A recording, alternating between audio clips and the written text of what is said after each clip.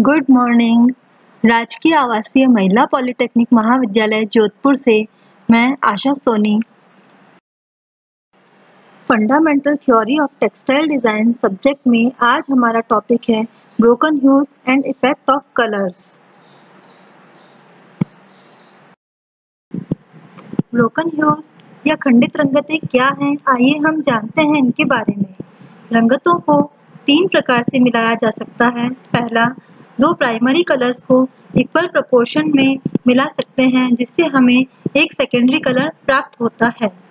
दूसरा, chromatic circle के दो पास पास वाले रंगों को समान या असमान अनुपात में मिक्स करके एक प्राइमरी कलर और एक सेकेंडरी कलर को मिलाकर हमें टर्शियरी कलर प्राप्त होता है। एक प्राइमरी और एक टर्शियरी कलर को समान अनुपात में मिक्स करने पर क्वाटरनरी या चतुर्थक रंग हमें प्राप्त होता है। इसी प्रकार एक सेकेंडरी और एक टर्शियरी कलर को मिक्स करने पर हमें क्वीनरी या पंचक रंग प्राप्त होता है। तीसरा, इसी प्रकार दो कॉम्प्लीमेंट्री कलर्स को समान या असमान अनुपात में मिलाकर भी हम ब्रोकन ह्यू प्राप्त कर सकते हैं। ब्रोकन ह्यू या खंडित रंगत सभी प्राइमरी रंगों का असमान मात्रा में मिश्रण है, अर्थात रेड, येलो और ब्लू को जब अलग अलग अनुपात में मिलाया जाता है तो हमें विभिन्न ब्रोकन ह्यूज प्राप्त होती है। प्रकृति में विभिन्न ब्रोकन ह्यूज हैं, जैसे रसेट, गोल्ड, ऑकर्स आदि। इन्हें अर्थ कलर्स कहा जाता है। हम अनंत संख्या तक ब्रोकन ह्यूज को विकसित कर सकते हैं जो कि एक पर्टिकुलर प्राइमरी कलर से संबंधित हो। यदि हम 9 भाग येलो, 5 भाग सायन और 1 भाग मैजेंटा लेते हैं तो हमें पी ग्रीन कलर की ब्रोकन ह्यू प्राप्त होगी, जिसमें येलो पेरेंट ह्यू है। यहाँ cyan, yellow, magenta printing process के प्राइमरी कलर्स हैं।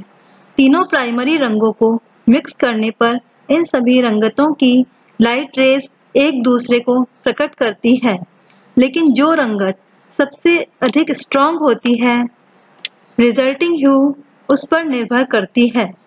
यहाँ पर चित्र में विभिन्न अनुपात में प्राइमरी कलर्स का मिश्रण दिखाया गया है।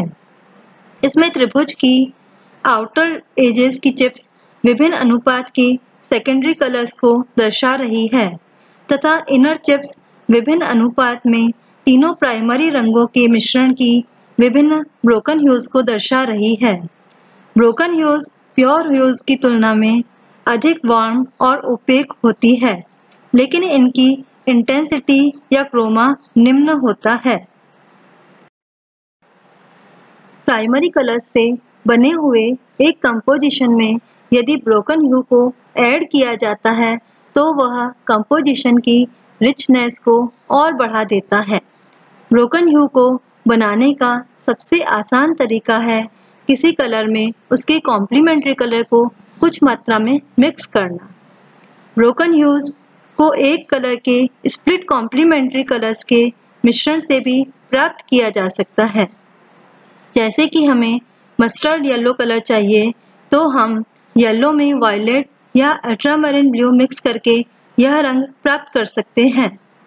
प्योर कलर्स में किसी ब्रोकन ह्यूज जैसे अंबर्स, सिनाज, ऑकर्स आदि में से किसी एक को मिक्स करके भी ब्रोकन ह्यू प्राप्त कर सकते हैं। यद्यपि ब्रोकन कलर्स में चमक कम होती है और वे डल भी दिखाई देते हैं, लेकिन वे रंग की तीव्रता में हुई कमी को पूरा करने में समर्थ होते हैं। वे आसानी से दूसरे रंगों के साथ समंजित हो जाते हैं। कई बार ब्रोकन ह्यूज और शेड्स में अंतर करना मुश्किल होता है। ऐसा प्रायः पिगमेंट्स की मिक्सिंग में होता है। शेड्स किसी भी कलर में ब्लैक मिलाने पर बनते हैं, जबकि ब्रोकन ह्यू में ब्लैक नहीं होता है। आइए अब जानते हैं कलर के एडवांसिंग और रिसीडिंग इफेक्ट्स के बारे में। हम जानते हैं कि रंग प्रकाश का गुण है। बिना प्रकाश के हम कोई वस्तु नहीं देख सकते। वस्तुओं का स्वयं का कोई रंग नहीं होता है, वह हमें परावर्तित रंग की वेवलेंथ के कारण उस रंग की दिखाई देती है। उदाहरण के लिए प्रातः और शाम के समय घास ग्रीनिश ग्रे कलर की दिखाई देती है, लेकिन दोपहर में देखने पर ब्राइट ग्रीन कलर की नजर आती है। रंग अपने आसपास के वातावरण से प्रभावित होते हैं, जैसा कि आप इन विभिन्न रंग के वर्गों पर देख रहे हैं। सभी रंगों के वर्गों पर एक ही रंग के छोटे वर्ग बनाए गए हैं, लेकिन वे भिन्न-भिन्न दिखाई दे रहे हैं। किसी भी डिजाइन के लिए रंग महत्वपूर्ण है। रंग हमारी भावनाओं और मूड को प्रभावित करते हैं।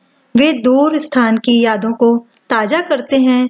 रंग हमें खुश कर सकते हैं, स्ट्रेस को दूर कर सकते हैं और हमें क्रियाशील भी बना सकते हैं। यहाँ हम रंगों के अग्रगामी एवं पृष्ठगामी प्रभाव के बारे में जानेंगे। उष्ण एवं शीत रंगों द्वारा ये प्रभाव उत्पन्न किए जा सकते हैं। वार्म कलर्स दिन के प्रकाश से, जबकि कूल कलर्स दिन ढलने के पश्चात से संबंधित है। कोई भी रंग वार्म या कूल लग सकता है जब इसे उसके साथ वाले रंग के संबंध में देखा जाता है तो।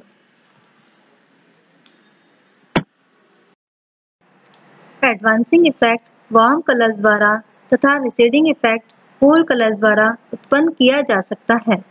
चित्र में कलर व्हील दर्शाया गया है, जिसमें वार्म एंड कूल कलर्स का विभाजन दर्शाया गया है।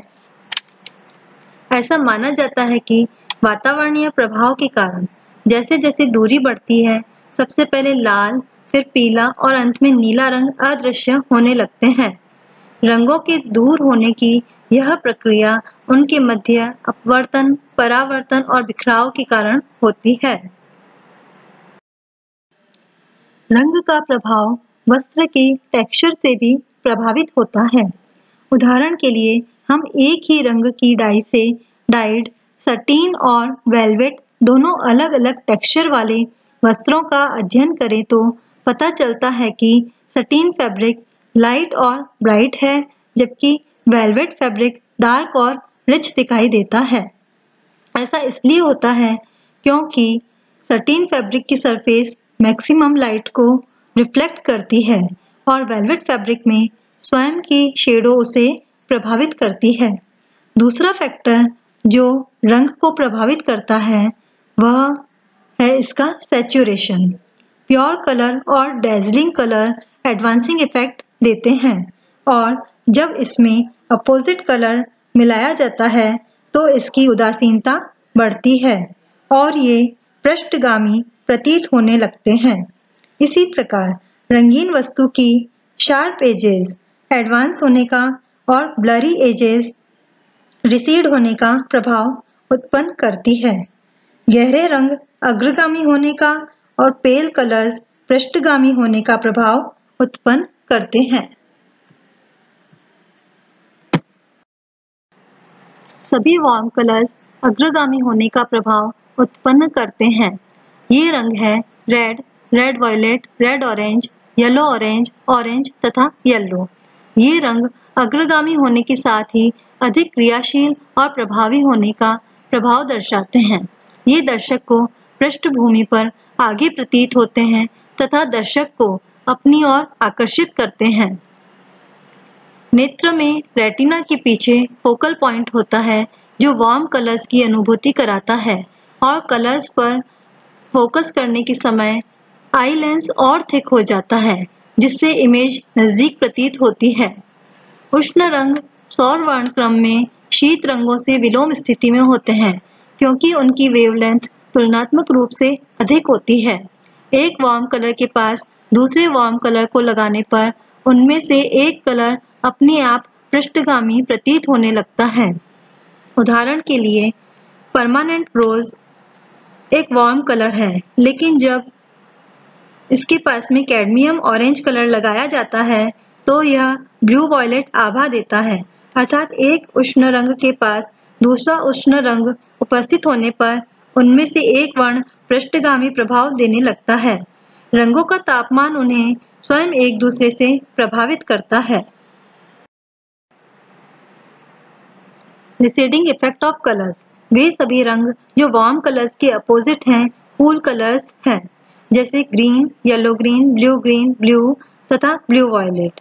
कूल कलर्स हमें दूर होते हुए प्रतीत होते हैं तथा ये विश्राम एवं शांति की अनुभूति कराते हैं।